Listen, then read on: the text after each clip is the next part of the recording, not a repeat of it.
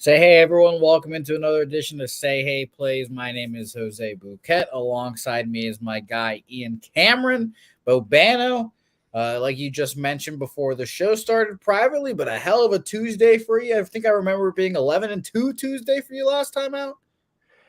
It was something along those lines. It was really, really strong. I think it was 13-4 when it was all said and done, but it was a phenomenal Tuesday. And when you have a high volume style and you're gonna have one of those nights where you're just seeing the board well, man, is it going to show up in your bank account in a hurry? It was just a phenomenal night, and it's been a really good baseball season, Jose.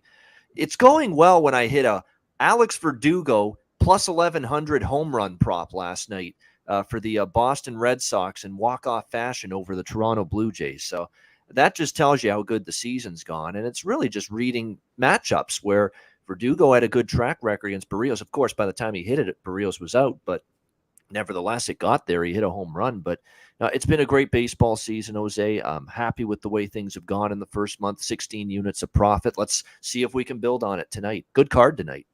Yeah, I'm trying to piggyback off some profits from you guys too. So let's get right into it. It's going to be a lot of fun. I can't wait to talk about this card. Let's start off with this first game. Braves Marlins, Sandy Alcantara, Bryce Elder.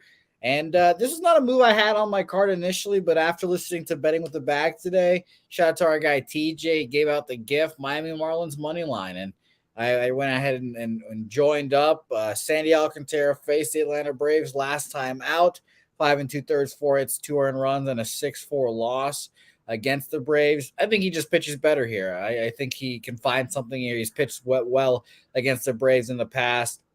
Obviously, the concern is going to be always the Marlins offense scoring for him. Bryce Elder, not a guy that inspires confidence. 4 earned runs last time out. Wouldn't be surprised to see if the Marlins built off that. So give me Sandy Alcantara here, full game money line, because I wouldn't be surprised if he pitched for a very long time today. Yeah, I mean, this is an interesting matchup here. I was a big Sandy Alcantara guy last year, and he was obviously, outstanding. This year, a couple little bumps in the road this year, 5.04 ERA overall. I've been impressed with Bryce Elder for the Braves, 2.17 ERA, 2-0 in his starts. Elder, though, there are some peripheries that kind of indicate maybe he's going to regress just ever so slightly here. If you look at the matchup, too, obviously this is a division matchup, which means if you're the Atlanta Braves, pretty good offensive team, you've seen Sandy Alcantara quite a bit. Sandy did get roughed up September of last year, or a couple of years ago, I should say, against them. He only faced them once, he faced them once earlier this year, I should say. 2 runs, 4 hits, 5.2 innings. So it's all right in the game. 6-4 it ended for the Braves. The game ended up going over the total. I actually think the total is light for as much as Elder's been good and Alcantara. We think he can obviously, positive regression is probably on the way for him. I don't doubt that, but when you look at what we've seen from these lineups, and particularly Atlanta's of late, 7.5 looked a little light. So I did play over 7.5 minus 120. I think it's 8 now across the board. I still lean that way. All right. Well, yeah, I like that. I like the over here. I would lean that way too. But hopefully Sandy gets his act together this year, because he's not been too great. So hopefully he bounces back, positively aggressive, et cetera, and Bryce Elder struggles here. So I'll be watching this game. It's gonna be a fun one. Let's talk next game. New York Mets, Detroit Tigers here. An interesting ball game. Total's gone up. I really had no interest in betting this game at all. Michael Lorenzen has not been good this year. Had a moment of being brilliant at the Orioles, 5 innings, 3 hits, no earned runs, but just has not been able to replicate it enough for me to even consider backing him here. Heavy winds. It's super cold. It might rain. Just nothing for me here in this ball game. So what do you think here, Bobano? I like runs in this game, and I like this total a little more than the last game we talked about. But we see the total 8.5 up to 9. It's 9 across the board right now. I still like it. Lorenzen's definitely a bet against pitcher for me. I just think, for as electric as the arm can be, he just leaves the ball up in the zone too much, and it flat lines, and he can get hammered. And we've seen that really going all the way back to when he was with the Reds and the Angels. It's basically carried over here into the Detroit. It's nice to throw like gas, but when you're not locating properly, it doesn't matter. You're going to get hit, and that's what we've seen too much from Michael Lorenzen. And then on the flip side, you got Joey Lucchesi here for the New York Mets, and people in the chat are onto it too. The bullpen's really struggled for the Mets as of late. Now, Lucchesi, in his 2 starts he's made this year against the Giants and the Nats, 3 runs in 12.1 innings. It's actually pretty good. But you would be surprised to realize here going into this start that the Detroit Tigers, and I've cashed in with the Detroit Tigers when they face southpaws. Something about Detroit. They've hit pretty well this year against lefties. And it's continued, especially of late. You look at them in their last 10 games, this team's hitting a robust 345 against southpaws, 8.03 runs per game, 449 on base percentage.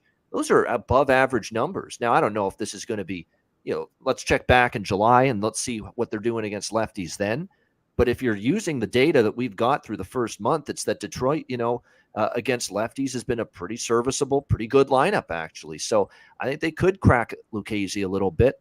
And as I mentioned, the Mets bullpen is certainly not a unit that we trust to slam the door shut in the late innings right now. So I like over 9 here, Mets Tigers. I like the over 2 to keep illustrating your point about the Tigers against lefties. I was shocked to see this too. Only 69 plate appearances in the last two and a half-ish weeks. So whatever, but 178 weighted runs created plus, second best in the league against lefties in that time too. Yep. So I would agree with you there. I lean over in this game, right there with you. The weather's kind of keeping me off of it, honestly. I hope the Tigers face another lefty sometime soon, so we could get some value off of it again. But past game here, Tigers are nothing here for me, basically, and over or nothing as well. Next game, a fun game. I'm excited to watch this game. Who knows? A World Series preview, as I saw some people saying in the chat, which was very funny this morning. The Pittsburgh Pirates, I think they still have the best record in the National League versus the dominating, conquering Tampa Bay Rays here. It feels like kind of an autoplay at this point, and it really doesn't matter who it's against. I love my Pittsburgh Pirates, but Rays at home, it just feels like Rays -1 every time. Javi Guerra, which, fun fact, Bobano, the Rays traded for Javi Guerra like a week ago or something like that from the Milwaukee Brewers. Your first trade of the year, he's already made automatically going into the starting rotation, whatever. He's going to be an opener for them, but I say it every time. When the Rays trade for you or they trade for your pitcher that you had, your alarm bell should be up and be like, okay, what did they see in him? So I kind of expect him to pitch well, and they've got Fleming coming after him apparently. So it's ultimately, again, he just raised -1. I'm not making it official here, but I'll definitely be looking that way anytime the Rays are at home here. So I know it's against a good Pirate squad, but still.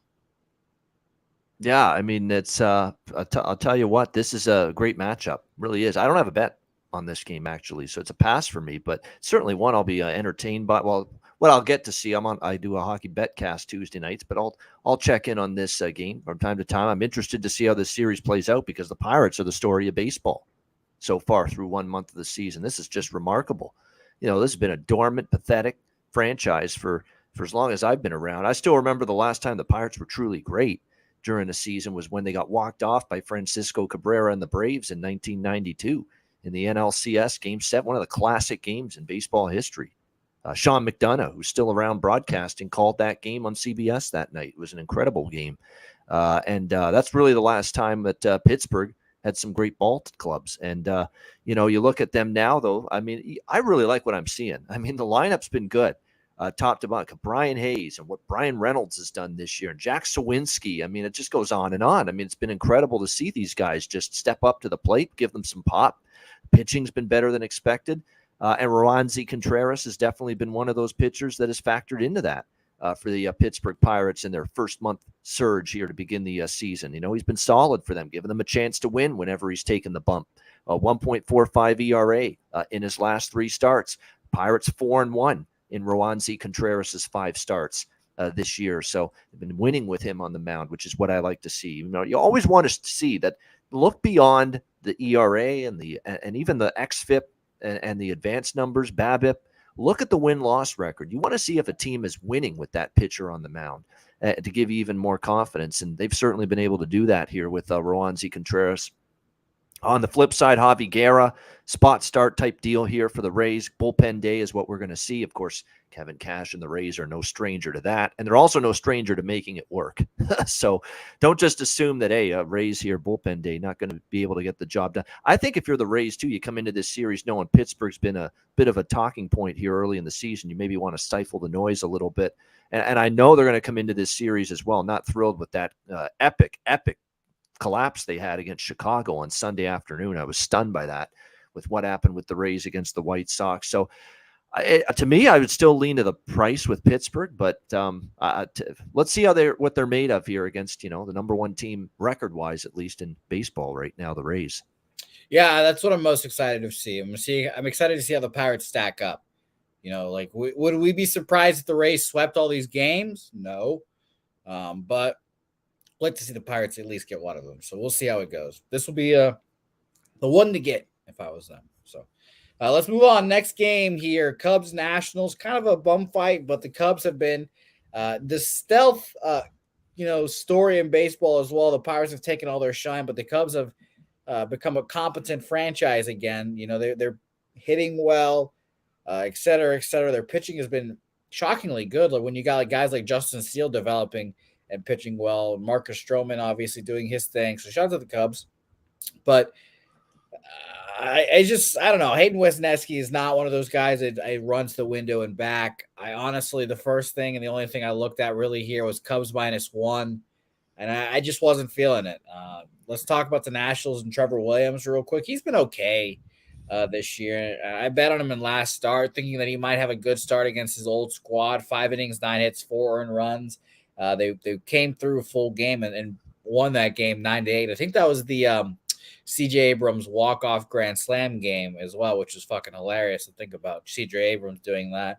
But I will say the Nationals against righties have gotten better in the last 2.5 weeks. Full season, they're 28, 73 weighted runs created plus, and last 2.5 weeks is at 85. So, still not good, but it's gotten better.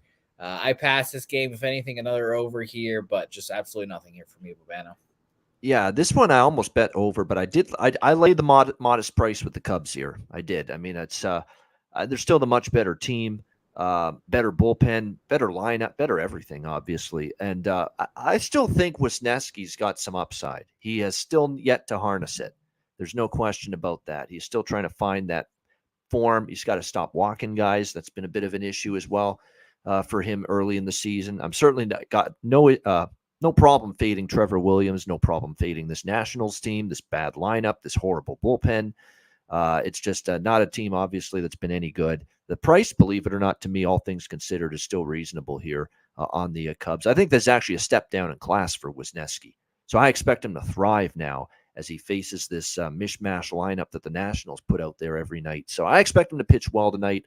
I got in on the Cubs. It was -134. At Pinnacle when I bet it. I think it's around -140 right now. Still think it's worth the laying the price at that number. Yeah, I like it. Chat's on there with you. Gerald Jones saying better lineup for the Cubs. Professor Chris outlining why he likes the Cubs and he bet them as well.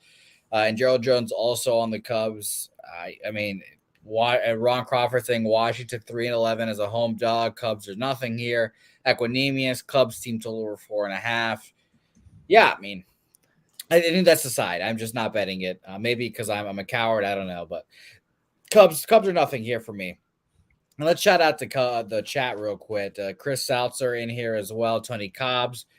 Thanks, Ron Crawford, for joining us as always, my man. T-Mac, Justin McIvy, Christopher Commentini. All you guys love the Pirates talk in here. Primetime 99, Joey Harb, Travis Todd. All you guys, Just JV713. Shout out to my guy, Brad. Let's get into this card. Let's keep rolling here. Let's talk New York Yankees, Cleveland Guardians here. And my first play of the card. I'm on the full game under 7 here. It seems, I was on it yesterday and it cashed. I thought I got a little sweaty there at the end when the Guardians scored 2 runs there in the 9th. I was like, really? We're going to do this right now? But thankfully, I didn't get screwed by overtime by extra innings there. It seems like I'm just going to keep betting the Yankees unders, really. The Yankees offense is inept, especially without Judge, Mike Stanton, all those guys. And I think Tanner, and I've been calling Bibby. Apparently it's Bybee. Whatever. Tanner Bybee. I'm going to call him that, I guess, now. But he looked great in this one start here. And I think he can keep dazzling a Yankees quadruple A lineup, to be honest with you. They're 29th, second to last in the last 2.5 weeks here against righties, 56 weighted runs created plus. The Guardians, obviously not an offensive squad, and they've got fucking asshole Garrett Cole in the bump here. And we'll mention real quick, there's a couple starters whose teams have not lost when they've started on their specific start day. Garrett Cole, obviously one of those guys. The Yankees have yet to lose when he starts. So obviously, I guess I'll lean Yankees sidewise, but my play here, full game under 7. Yeah, I could see why his name is pronounced the way it is. It is Bybee, by the way. Bybee, Tanner Bybee. Byway, it's actually a department store in this country for Biway, Byway. So, biography, bisexual. So if you think of it like that, yeah, Tanner Bybee does actually make sense. I know the English language does. It's not as easy as some people think, by the way. No, it is not. I can promise. It's got its complexities. There's no question about it. But yeah, Tanner Bybee, I actually think he's going to end up starting pretty well here in this start here. I think the Cleveland's worth a shot. This Yankees lineup is ravaged right now. Okay, they aren't hitting at the moment at all.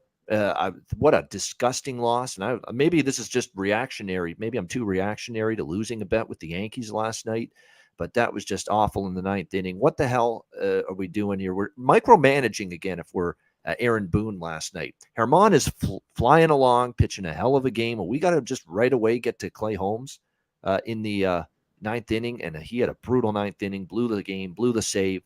And Cleveland ends up winning last night in that one. And I know the Yankees looking to bounce back. They've got the right guy on the mound for it, Garrett Cole, and he certainly could neutralize what can sometimes be a pedestrian Cleveland lineup. But I think the value is clearly on Cleveland here. I think, the Yankees, their lineup just doesn't have the punch right now in it due to injuries that I trust as a -165 favorite at the moment. So I like Cleveland here. I'll do nothing significant. It is a smaller bet, but I'll have a small Cleveland first 5 and full game split here. Oh, Bobana, I hate when the Yankees lose, so I'm really disappointed to hear that. The last place, by the way. Let's. I also like Bybee over strikeouts. This guy, he's got good stuff. He's got swing and miss stuff. He had the Rockies completely baffled in his last start, and the Yankees have a lot of swing and miss in their lineup right now. I mean, they look like they're hacking away, and the at-bats aren't great. So, and the strikeout number is modest here on Bybee, only 4.5. I think he can get over that. By the way, shout out to my guy Justin. I pronounce his name wrong every time, and it's hilarious. So shout out to him. But yeah, I like the under here. I think you're right, 100% right. And shout out to Rocco Rogers.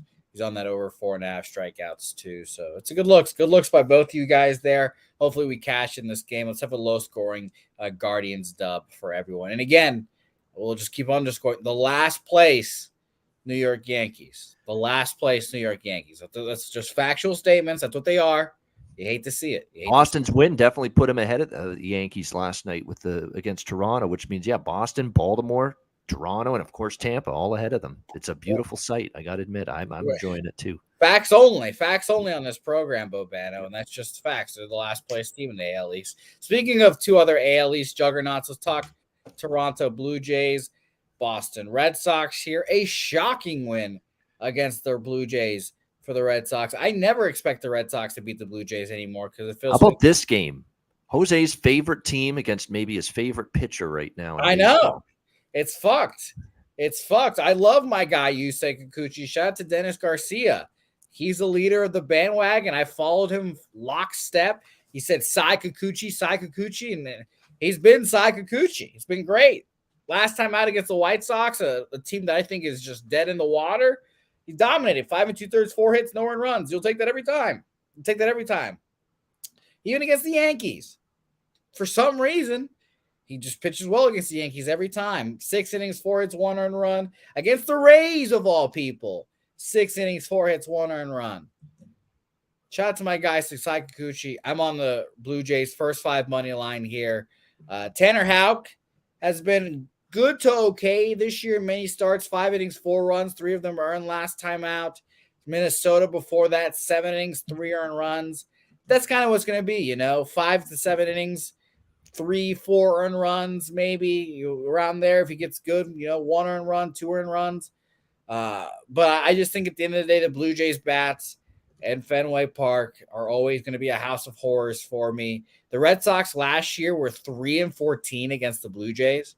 Another reason why I'm like, wow, they actually won against the Blue Jays. It's just rare to see. So I'd take the Blue Jays here. I wouldn't hate if you took full game here, but with the Blue Jays bullpen being what it is, I just don't trust it enough, unfortunately. So I only stuck the first 5 minus a half at even money there. No. Last year, Yusei Kikuchi pitched once at Fenway Park. And remember, this is Yusei Kikuchi that's nothing last year like he's been so far this year.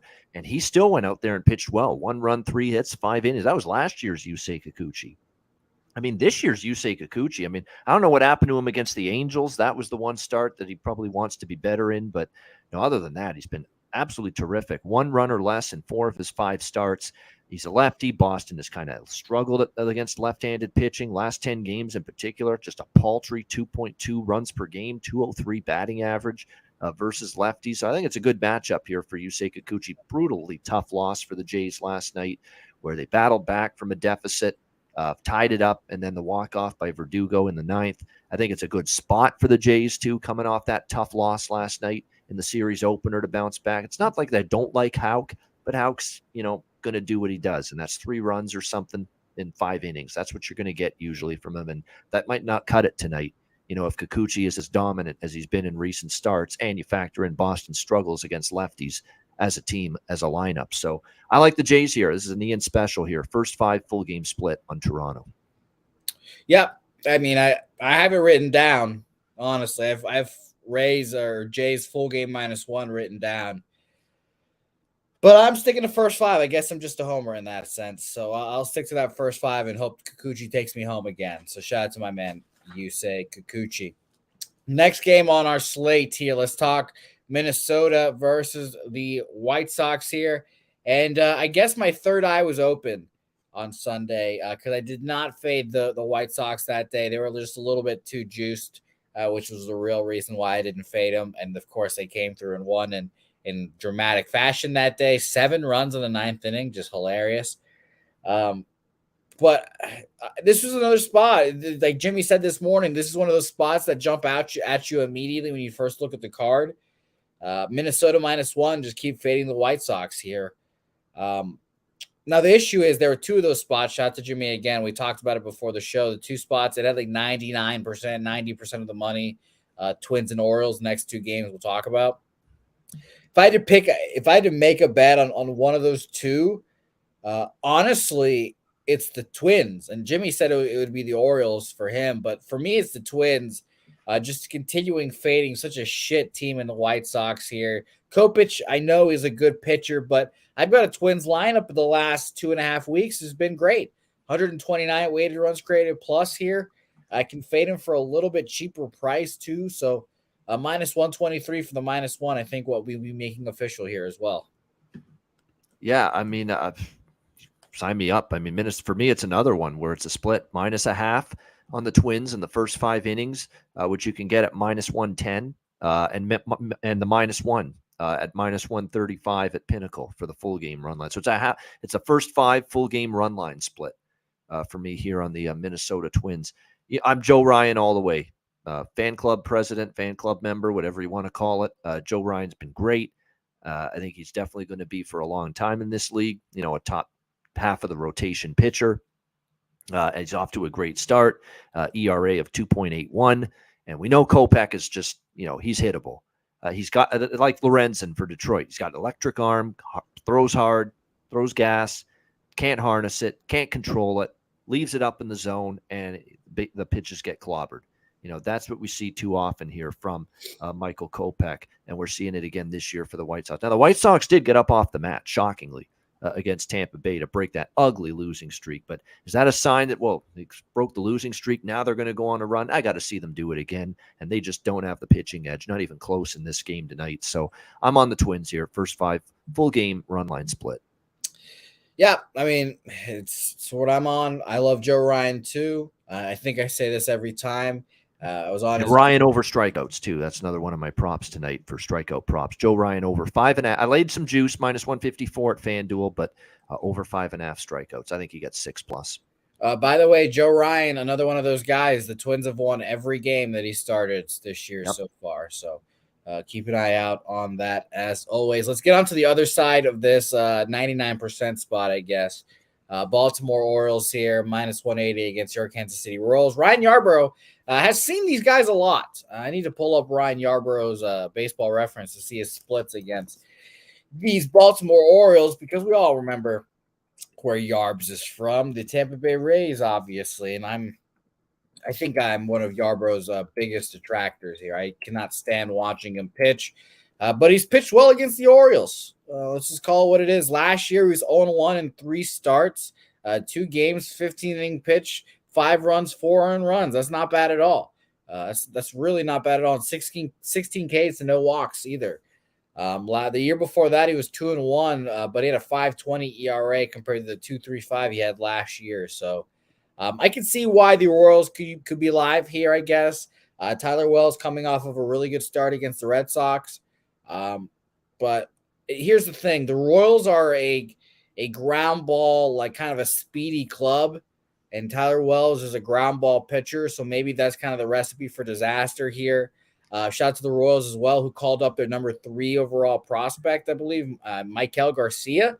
I texted my Royals friend fan about it.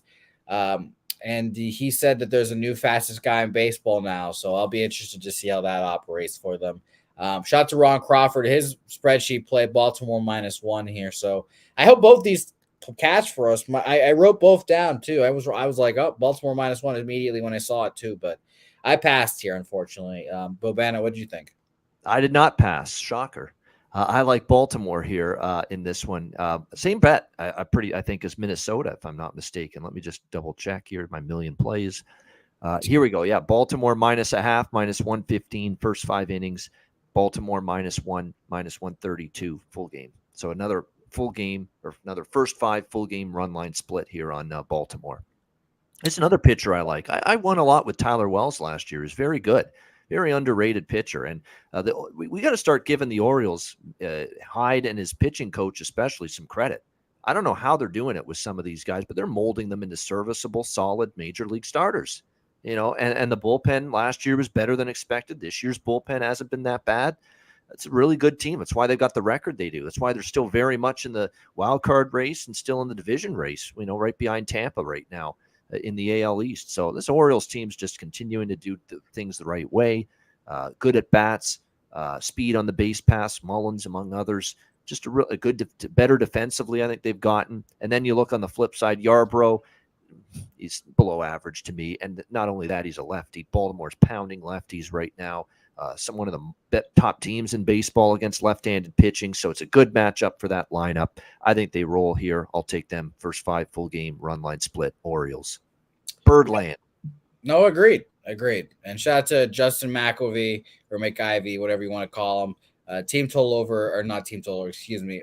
He is on the Mountcastle over bases, 1.5 stacks pod of the day, 3-4, 4-3 records. Keep it building, Justin.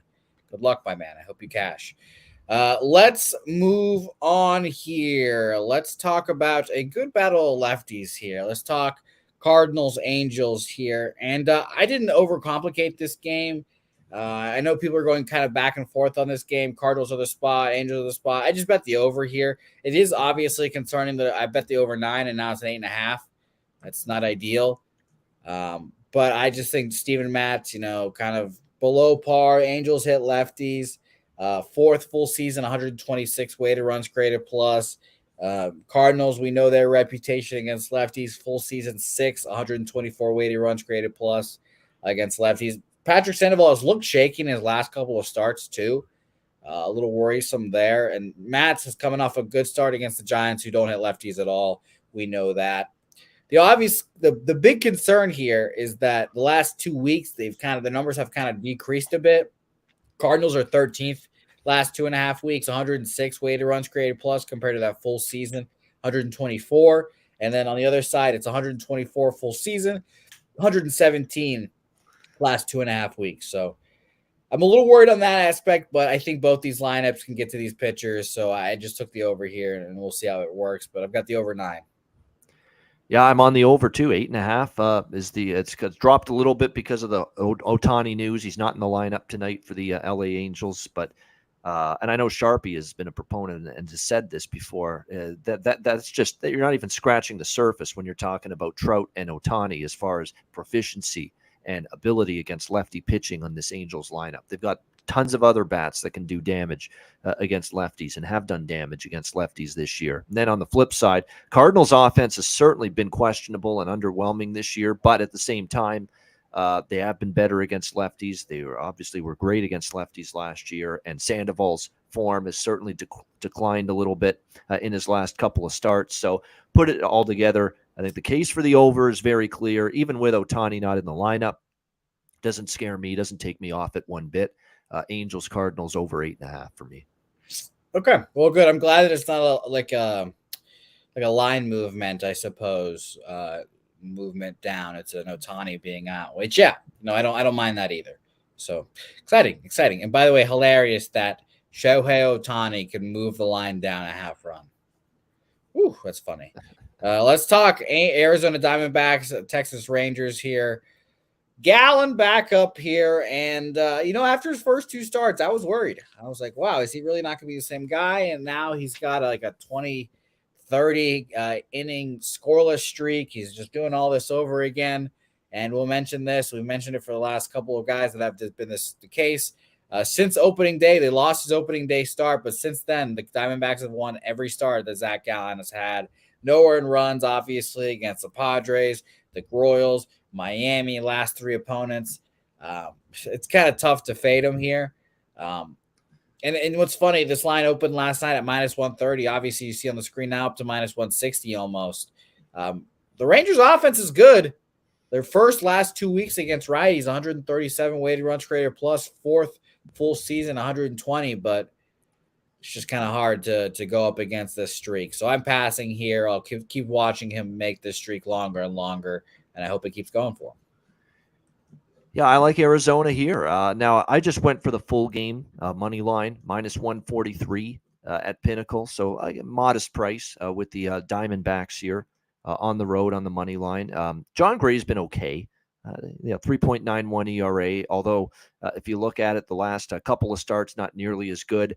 He gave up 4 runs, 5.1 innings to Oakland. 3 runs for its 6 innings against Cincinnati. Zach Gallen's been lights out. 4 straight starts without giving up an earned run. Just dominant from him, no question. I think he's got a good chance to pitch well here as well against this Texas team. Keep the good vibes going. John Gray, when he was a member of Colorado a couple of years ago, but didn't exactly always pitch well against Arizona. But take that with a grain of salt. There's been a lot of change, obviously, with Arizona's lineup since then. The reason why I like the full game here is because if you look at it, the last 5 to 10 days, this has been a very, very good Arizona bullpen, and this has not been a good Texas bullpen. So I want the bullpen advantage on my side as well, which I believe favors Arizona as well. So Diamondbacks for me, laying the price. Fair enough. I like the look. It's tough to go against Gallen right now. Shout out to Professor Chris on the other side. But it's tough to go against him. Shout out to you, my man. I don't know how you're doing it, but you've got your numbers and you stick to them. So you do your thing. Giants Astros next game here. Shout out to the Astros for making that minus 1.5 an easy casher, even after Luis Garcia left the game early. Now we've got Hunter Brown. Hunter Brown is just he's phenomenal. He's going to be the next Justin Verlander type guy in this Astros line or rotation, I should say. Has not given up a home run this year also, by the way, Hunter Brown. So shout out to him. I understand that the Giants are 3rd this season against righties here, 122 weighted runs created plus. But I'm not going to back them here. I'll probably take a series off of backing the Giants. Not like I do most of the time anyways, but just so they can get their shit together after the Mexico series. They didn't score that much. I can't say the same about the Padres. We'll talk about them here shortly, but I just stay off the Giants here after the Mexico series, and we'll see how it goes. But I expect Hunter Brown to dominate.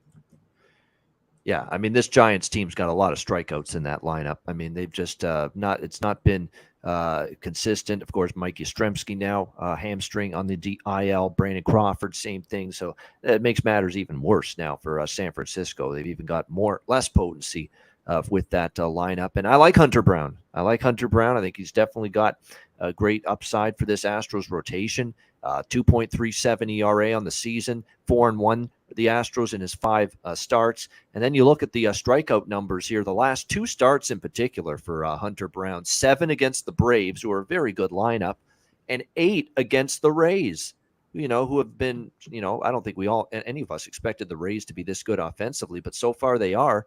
Well, Hunter Brown just had 8 strikeouts against them. So imagine the damage he could do here against the San Francisco Giants. I think the strikeout prop, which our guy Rocco Rogers is alluding to, it's a steal.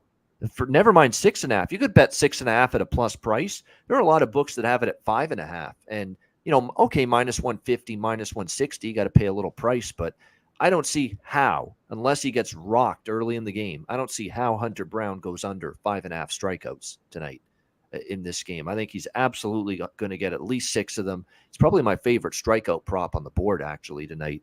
That's the only bet here for me. Hunter Brown over 5.5 strikeouts, minus 150. Fair enough. All right. I like that look too, Bobano. I think he'll dominate, and that's a good way to bet on his domination there. Milwaukee Brewers, Colorado Rockies, Freddie Peralta versus Ryan Feltner. This game was just one of those really easy pass games for me. I didn't really look too much into it. Freddie's been okay in starts this year. But he's also had some bumpy ones too. So it's kind of, questionable, and in Coors never makes me want to back anyone. Really, like I said, all these games in Coors kind of fluster me. And Feltner has been great last 2 starts, both on the road. Can he do it here in Colorado? I don't think so. So I pass here. Maybe you lean towards the over. I think that's what Jimmy and everyone moved on this morning because of the market and all that stuff. Lean toward the over, but I am passing this game. Yeah, that's exactly what I'm on, is over 10.5. It's up to 11 now. I still like it at 11.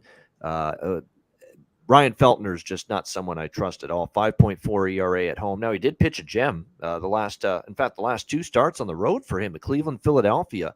1 run in 11.2 innings, but now he's back in Colorado. And if you just look at going back to last year, how he's pitched in this ballpark, it hasn't been pretty. I need to see a greater sample size of 2 starts against Philly and Cleveland, who haven't hit the ball out of a wet paper bag lately, to tell me if he's ready to turn around. I'm not convinced yet when it comes to Feltner. Freddie Peralta, I haven't really loved his recent starts. I mean, he was better in the last start, but I was at home against Detroit, who don't hit righties at all. Talk about how they're good against lefties. They're awful against righties. And Peralta had a good start there against Detroit. But before that, he gave up 4 runs in 5.2 innings against Boston, 5 runs, 9 hits, 5 innings against San Diego, got crushed in both of those. I think on the road, his ERA is balloons his ERA on the road compared to at home. So I do think you're going to see runs both ways here in this game, and 10.5 at Colorado, in a lot of ballparks, that's not a bargain. In this ballpark, it is. Yeah, hell yeah, it is. So shout out to you, Bobano. 10.5. We've got nothing on this game, but I do want to talk about this next game because I'm very interested in it. Let's talk about the battle of 2 Millers, Bryce versus Mason. Me, Peter Loshak, and I think you, Bobana, are all on the Mason Miller bandwagon here. Throws gas, got a lot of good stuff. Was in D3 baseball a couple years ago. Now he's all the way up in the major leagues, which is crazy to think about. I like Mason Miller. He kind of screwed me last time. I was on his first 5 money line. He had a bad first inning and then locked it down after that. So I'm just going to keep backing him here. It's kind of just like we'll talk about the Reds here next, but just kind of just like Graham Ashcraft. I have certain guys that I'm going to back no matter what. It's very very Dabby Cab-esque. I'll back them in many spots here. Mason Miller is one of those guys. Took him first 5 money line here. Let's talk about Bryce because he's the top prospect for the Mariners, top pitching prospect. But he's not the same as like Logan Gilbert and George Kirby. He's not on that level. He's a 4th round pick from Texas A&M, and I wasn't too impressed with his starts this year. In Double A, I'm always impressed when they go from Double A straight to the majors. But in Double A this year, he had a good start last time: 5 innings, 1 hit, 1 earned run, 5 Ks, 1 walk. Um, but last two before that, 4 2/3, 9 hits, 6 earned runs, 5 2/3, 4 runs, 3 of them earned. Prove it to me here, Bryce Miller. Prove it to me and make your first start a memorable one for me. I know I know the A's are bad against righties, but we'll see here. A's first 5 money line for me, Bo Bennett. What do you think? Yeah, it's a great matchup. Miller versus Miller, and both guys have a lot of maybe long-term potential to be really good pitchers in this league. So it's a fascinating matchup. That being said, I'd bet over the total in this game. Shocker, but maybe because of just what these pitchers could end up being in the long run. But I bet over 7.5. It went up to 8. I still like it at 8. The bottom line is you're not going to see either of these guys pitch deep, okay, into these games. Bryce Miller, I don't think, is a candidate to go beyond 4, 5, 6 innings. And what have we seen from Mason Miller in 2 starts with Oakland? He went 4.1 innings against the Cubs. Okay, but not great. And then the same thing kind of against the Angels, where he had that rough start. He did settle down after that, but he only went 4 innings. And what's that mean? You're going to see a horrible bullpen after that for at least, the back half of the game is what that means. Like if Mason Miller can't extend and lengthen things tonight and, get a longer duration into the game, you're going to see that Oakland bullpen, which has been horrendous lately, into the game for at least 4, if not 5 innings.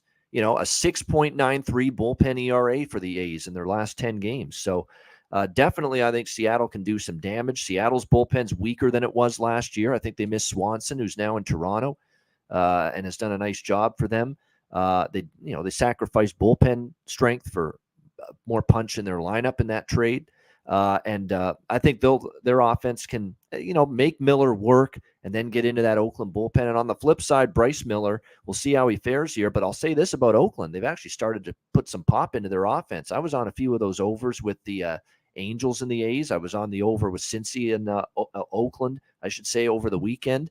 I mean, right now their totals are lined a bit low because their offensive production has gone up as a lineup, as a team lately. So you take advantage of these low totals with Oakland. I've been doing that, and I'm going to try to do it once again tonight.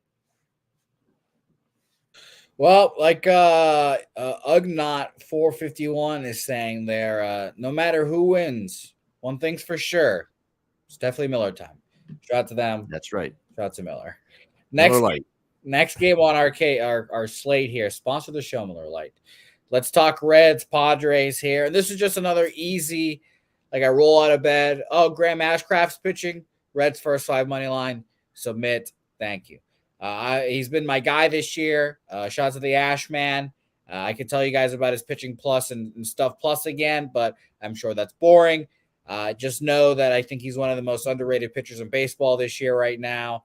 He's got good shit, and if he is locating it, I think he's a really good pitcher and bet on. So I took the Reds first 5 money line here. Let me double check the line. I got it at plus 125 here. I got burned by the Reds last night, thinking of the Padres would struggle a bit. First game coming back from Mexico.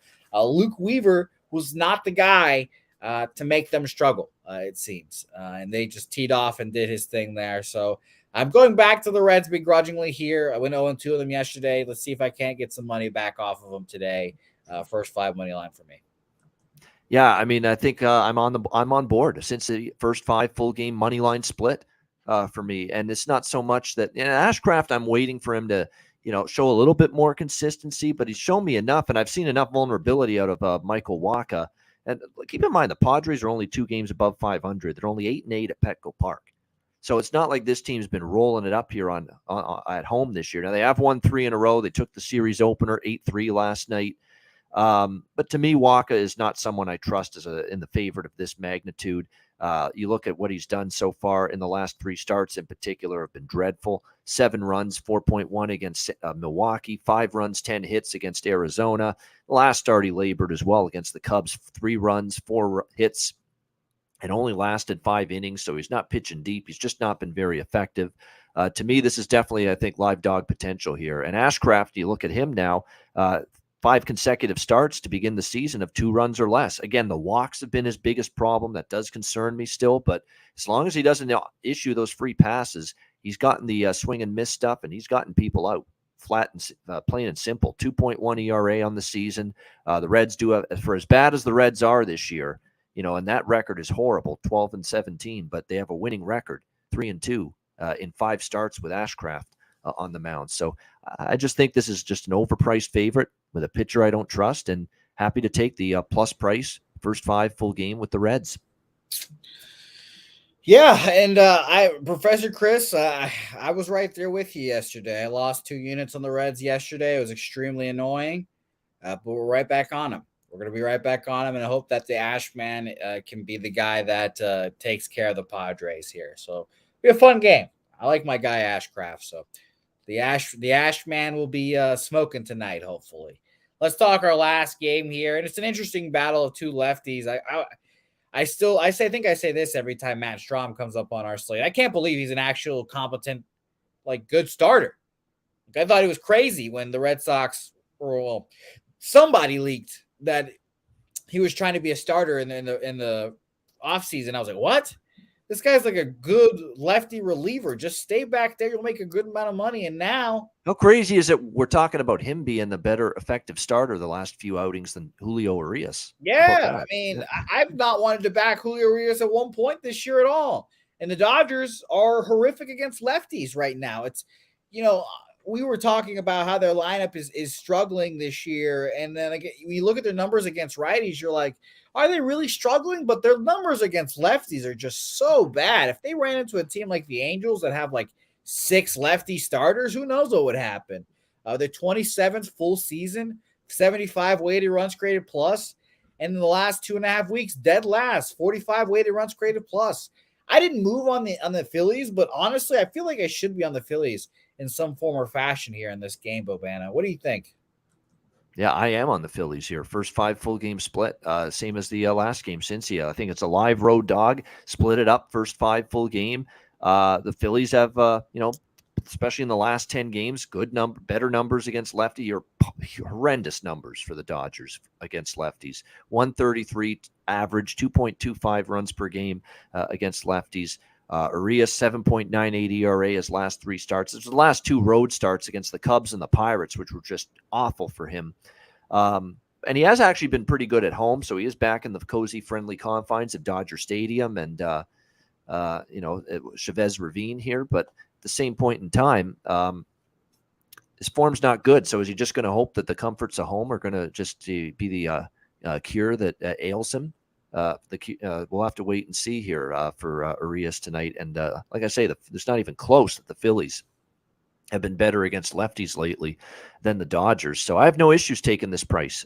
First 5 full game split. And I like the spot and the situationals of it, as well. After the Dodgers just laid waste to the Phillies in the opener last night, 13-4. Beat up the Taijuan Walker, who's very high on my fade list, by the way, right now for the Phillies. So good spot for a bounce back from the Phillies, and I think they have the right matchup as well to bounce back and even up the series. Do you have a favorite of that first 5 or full game? Equal, because look, I don't mind taking a shot against the Dodger pen. It hasn't been great lately. It hasn't been shut down. So for me, it's just a straight equal on the first 5 full game. All right, I will be joining you. I'm joining late, whatever. Still getting plus money, so that will make me feel better about it. Full game up plus 130, first 5 plus 120 for me there on the Phillies' first 5 full game split here. Hoping their woes against lefties continues. And yes, Bryce Harper expected back in the lineup, DHing tonight. Yep, he is back here at a remarkable injury return. Someone asked if he thinks, or if we think that he gets a hit today. I just looked up. He does not face Julio Urias today. But honestly, I would say yes. So that's just my guess. But Banner, do you have any opinion on that? Do you think it gets hit? I think there's a potential that could happen. You never know. But I certainly wouldn't be shocked by it. By the way, Ron Crawford letting us know that Trevor Bauer is making his MPB debut today. The Yokohama somethings, Dana. You got to think he's too good for that league, but we'll have to wait and see. Yeah, I would also agree. But minus 140. I mean, I don't know. I don't know. Maybe Ron, you take a -1 on them. Let us know how that goes. Let us know tomorrow, Ron, how Trevor Bauer did, because I'd be interested. Maybe he'll just become like a Kershaw, like Jimmy and Pete were saying It'll be earlier. one of those deals for him, right? It's no risk going over there playing in Japan. People are a little gun shy from signing you right now after the little scandal and your little issues you had that got you suspended. You just let it blow over, play a year in Japan. If you pitch great there, and look, eventually a major league team in MLB is going to end up calling you and saying, "Hey, we'll sign you." So that's the right move for him. I actually think that I don't think we'll see Trevor Bauer ever in the major leagues again. Really, huh? I All the other sports where you see these GMs look past in terms of personal conduct and Yeah, I still just come think back. he's Yeah, I think he's just too outspoken. yeah. I just think he's just too much of an asshole, or was too much of an asshole. And the general manager will just be like, I don't want this. Nobody's developed a YouTube following out of Major League Baseball players more than him. That's for damn sure. Yeah, it's an interesting thing, that Trevor Yeah. Bauer guy. So Ron, let us know how he does. Like I was trying to say, maybe he turns into Clayton Kershaw in his prime, -500 favorite, and you're still cashing with Bauer and the MPB. Who knows? So let's review our action here, Bobano, because it's kind of a girthy card for me. I know they're always girthy for you, and whenever we're on together, it seems like my cards grow exponentially. But luckily for me, I've only added two plays actually here for me. Three plays actually. I lied. It keeps going up every time I look at it. But I'm on Miami money line -125, Cleveland, New York under 7 -105, the over in the Cardinals Angels game over 9 at -105. Toronto money line, or sorry, Toronto first 5 -0.5. I wrote that down wrong. -0.5 at plus money there, +100. Oakland first 5 money line at evens. Reds first 5 money line at +125. I'm adding Minnesota -1, -123, and the double up on the Phillies first 5 full game, first 5 +120, full game +130 there. Now, everyone strap in, get your seatbelts ready, tie your shoes, because Bobano's about to review his card, and it's a long one, I'm sure. Yes, it is. There's no question. It's a long card. Let's rock and roll, though. I'm looking forward to it. Let's begin with Atlanta, Miami over 7.5 -120. Cubs -135. Milwaukee, Colorado over 10.5 -125. Cincinnati +145 first 5 split with Cincinnati +175 full game. Philadelphia +135 first 5 split with Philadelphia +135 full game. Cleveland +160 first 5 split with Cleveland +145 full game. Toronto -115 first 5 split with Toronto -130 full game. Minnesota -0.5 -110 first 5 split with Minnesota -1 -135 full game. Baltimore -0.5 -115 first 5 split with Baltimore -1 -135 full game. Seattle Oakland over 7.5 -125. Mets Tigers over 9 -110. Angels Cardinals over 8.5 -110. Arizona -145.